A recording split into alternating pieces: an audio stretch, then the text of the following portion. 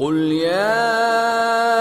أيها الناس إني رسول الله إليكم جميعا الذي له ملك السماوات والأرض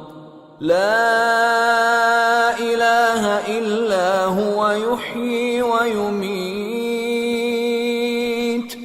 فآمنوا بالله ورسوله النبي الأمي الذي يؤمن بالله وكلماته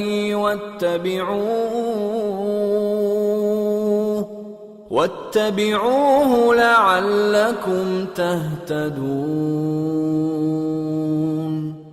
ومن قوم موسى أمة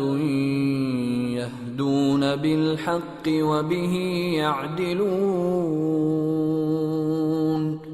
وقطعناهم 12 أسباطا أمما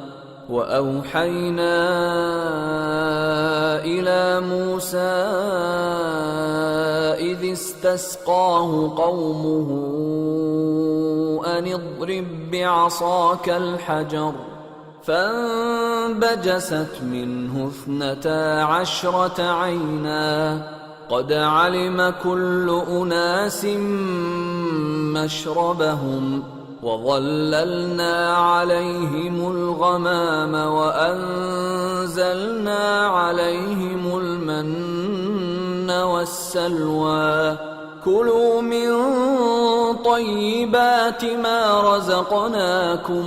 وما ظلمونا ولكن كانوا أنفسهم يظلمون وإذ قيل لهم اسكنوا هذه القرية وكلوا منها حيث شئتم وقولوا حطة وادخلوا الباب سجدا نغفر لكم خطيئاتكم سنزيد المحسنين فبدل الذين ظلموا منهم قولا غير الذي قيل لهم فأرسلنا عليهم رجزا من السماء بما كانوا يظلمون۔ اے نبی کہہ دو کہ لوگو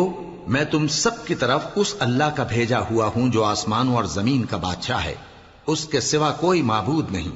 وہی زندگانی بخشتا ہے اور وہی موت دیتا ہے۔ تو اللہ پر اور اس کے رسول پیغمبر امی پر جو اللہ پر اور اس کے تمام کلام پر ایمان رکھتے ہیں ایمان لاؤ اور ان کی پیروی کرو تاکہ ہدایت پاؤ۔ اور قوم موسیٰ میں کچھ لوگ ایسے بھی ہیں جو حق کا رستہ بتاتے ہیں اور اسی کے مطابق انصاف کرتے ہیں۔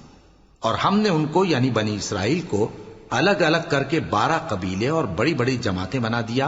اور جب موسیٰ سے ان کی قوم نے پانی طلب کیا تو ہم نے ان کی طرف وہی بھیجی کہ اپنی لاٹھی پتھر پر مار دو، تو اس میں سے 12 چشمے پھوٹ نکلے، اور سب لوگوں نے اپنا اپنا گھاٹ معلوم کر لیا۔ اور ہم نے ان کے سروں پر بادل کو سائبان بنائے رکھا اور ان پر من و سلوہ اتارتے رہے، اور ان سے کہا کہ جو پاکیزہ چیزیں ہم تمہیں دیتے ہیں انہیں کھاؤ۔